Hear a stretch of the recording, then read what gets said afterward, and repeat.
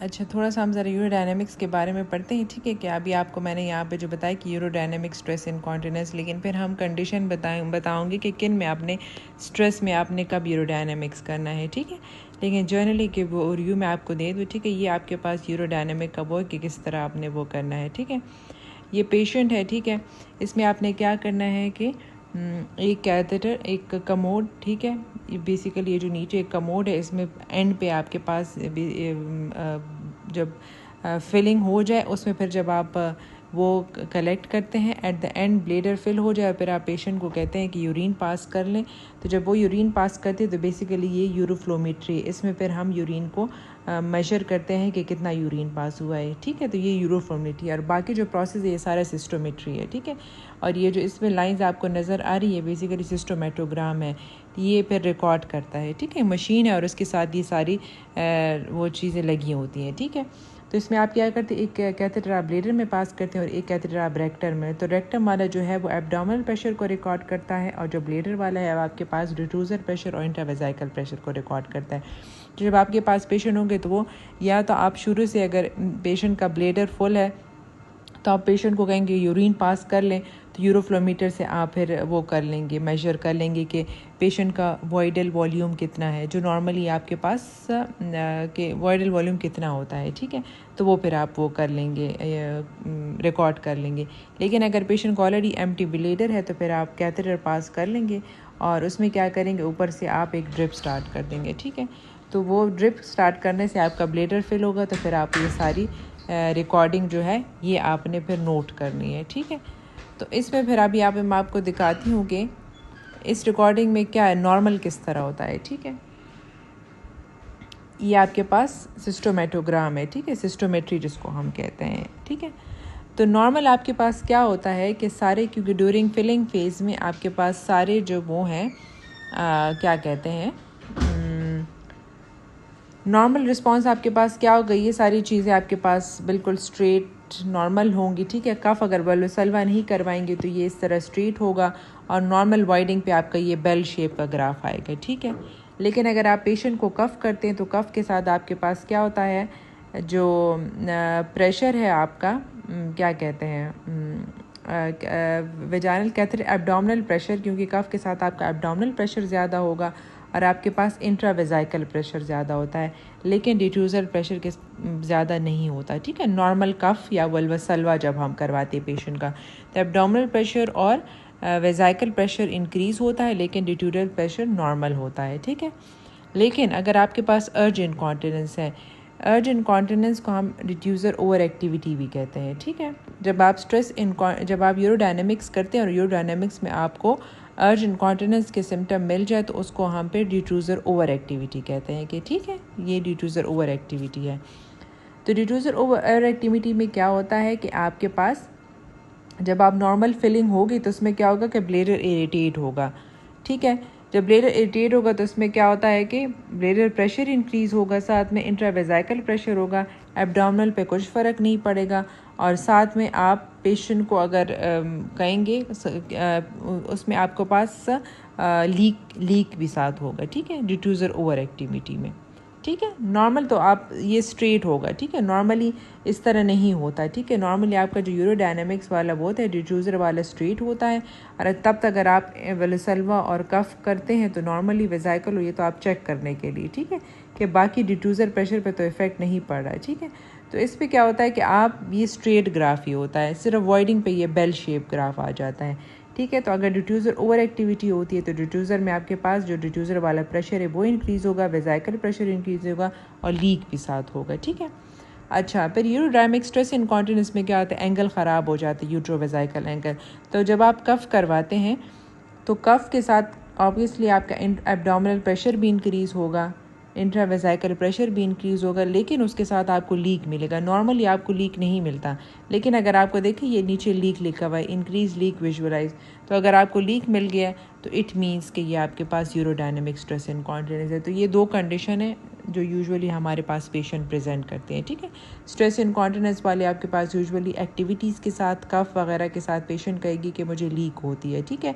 और diffuser activity में patient कहेंगे कि अर्जेंसी है, फ्रीक्वेंसी है, बार बार रात को नॉक्टूरिया है, रात को उठना पड़ता है। यूजुअली इसके फिर अपने कॉजेज़ को हम डिटेल से पढ़ते हैं, ठीक है।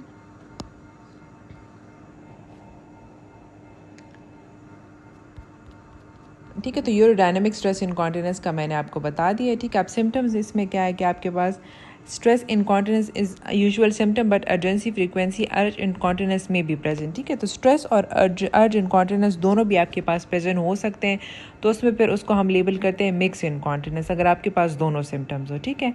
So they may be an awareness of prolapse के साथ यूजुअली स्ट्रेस बहुत ज़्यादा, तो इसमें आप on clinical examination stress incontinence में be demonstrated when the patient cough.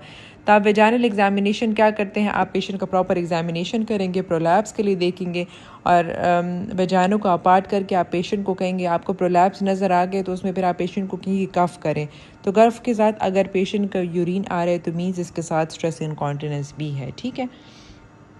It is unusual to find that the vaginal capacity and the woman's ability to elevate the bladder neck, as this may alter management. It is not usual to find cystourethrosis in women with stress incontinence, but there is no causal relationship. Urodynamic studies will define the cause of incontinence, and particularly important when there has a previous unsuccessful incontinence operation or if symptomatology is complex. तो अगर आपके पास अगर urodynamic stress incontinence वाले symptoms हैं ना, तो आप इसमें क्या करेंगे, पेशेंट की आपने डायरेक्ट ट्रीटमेंट स्टार्ट करनी है, ठीक है। तो ट्रीटमेंट आप किस चीज़ से कर, पेल्विक फ्लोर मसल ट्रेनिंग आप पेशेंट को कहते हैं, ठीक है। अगर प्रोलैप्स के साथ है तो प्रोलैप्स के फर्स्ट मैनेजमेंट भी हम ये कि पेल्विक फ्लोर एक्सरसाइज करते हैं, अगर फर्स्ट डिग्री है, ठीक है, उसमें हम पेल्विक फ्लोर एक्सरसाइज एडवाइस करते हैं, ठीक है। और इसमें भी आप पेशेंट को पेल्विक फ्लोर एक्सरसाइज एडवाइस करेंगे, ठीक है। अगर इसके साथ नहीं होता तो तब फिर आप फर्दर इन्वेस्टिगेशंस पे जाएंगे, ठीक है। फिर आप स्ट्रेस इनकॉन्टिनेंस में यूजुअली आप तब जाते हैं, इसमें स्पेसिफिक कंडीशन है कि आप यूरोडायनेमिक स्टडीज़ करेंगे। अगर आपके पास यूरोडायनेमिक स्टडीज़ आप कब करेंगे, अगर स्ट्रेस इनकॉन्टिनेंस की सर्जरी आपने कर ली, वो फेल हो गई है, और अगर आपके पास पेशेंट के साथ प्रोलैप्स है, ठीक है, एपिकल प्रोलैप्स है, ठीक है, ये सिस्टोसील आपके पास बाहर आया हुआ है, ठीक है। अगर सिस्टोसील साथ में है तो तब हम यूरोडायनेमिक स्टडी करते हैं, ठीक है, अगर स्ट्रेस इनकॉन्टिनेंस का मैं आपको कह रही हूँ, ठीक है। और अगर आपके पास क्या कहते हैं, ये 2 कंडीशन हो गई, और अगर आपकी स्ट्रेस इनकॉन्टिनेंस की जो सर्जरी है वो फेल हो गई है, तो तब आपने यूरोडायनेमिक स्टडीज़ करवानी है। अदरवाइज़ पहले आपने पेशेंट को ट्रीटमेंट दे देनी है। जब आपको पता चल गया, एग्जामिनेशन पे आपको पता लग गया, कंफर्म हो गया कि पेशेंट का ये स्ट्रेस इनकॉन्टिनेंस है कफ के साथ, और आप एग्जामिन करते हैं, तो अगर आप एग्जामिन करने के बाद यूजुअली पेशेंट कफ के साथ वो लीक करती है, ठीक है, एग्जामिनेशन पे आपको ये फाइंडिंग्स मिलेंगे।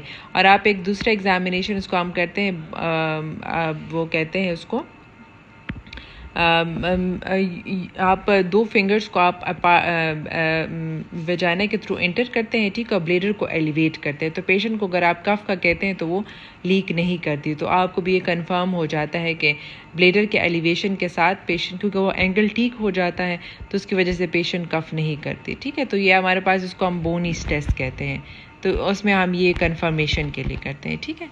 तो यूरोडायनेमिक्स आपने स्पेसिफिक कंडीशन में करनी है। मैंने आपको ये कंडीशन बता दी कि एक तो मिक्स इनकॉन्टिनेंस है, अगर अर्ज और या स्ट्रेस में दोनों आपको लग रहा है कि दोनों है तो तब आप कर सकते हैं। उसमें क्या कह सकते हैं, वॉइडिंग डिसफंक्शन है, ठीक है, वॉइडिंग में कोई इश्यूज़ हैं, और आपके पास अगर स्ट्रेस इनकॉन्टिनेंस की आपने सर्जरी कर ली, वो फेल हो गई है, तो तब फिर आपने करना है।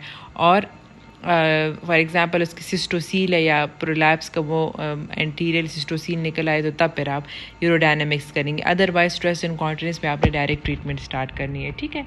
तो लाइकली कॉजेज़ आपके पास ये मुख्तलिफ कॉजेज़ हैं, ठीक है। Damage to nerve supply, pelvic child birth जितनी होती है तो ऑब्वियसली वो एंगल आपके पास पुशेस लगती हैं, तो वो एंगल सारा ख़राब हो जाता है, ठीक है। Trauma to the pelvic floor musculature, endopelvic fascia, ligaments, तो इसकी वजह से लार्ज बेजी इंस्ट्रूमेंटल डिलीवरी, तो इसकी वजह से डैमेज हो जाती है, ठीक है। मसल वीकनेस, लैक्सिटी ख़त्म हो जाती है। मेनोपॉज में भी यूजुअली एट्रोफी हो जाती है, तो पेल्विक फ्लोर के डैमेज, एस्ट्रोजन की डेफिशिएंसी की वजह से फिर क्या हो जाता है कि पेशेंट का यूजुअली प्रोलैप्स के साथ, और कंजेनिटली आपके पास कनेक्टिव टिश्यू डिसऑर्डर्स यूजुअली अगर आपके पास हैं तो उसमें भी पेशेंट को ये इश्यूज आ सकते हैं. Chronic causes obesity, COPD, raise intra-abdominal pressure and constipation associated straining may also result in this problem.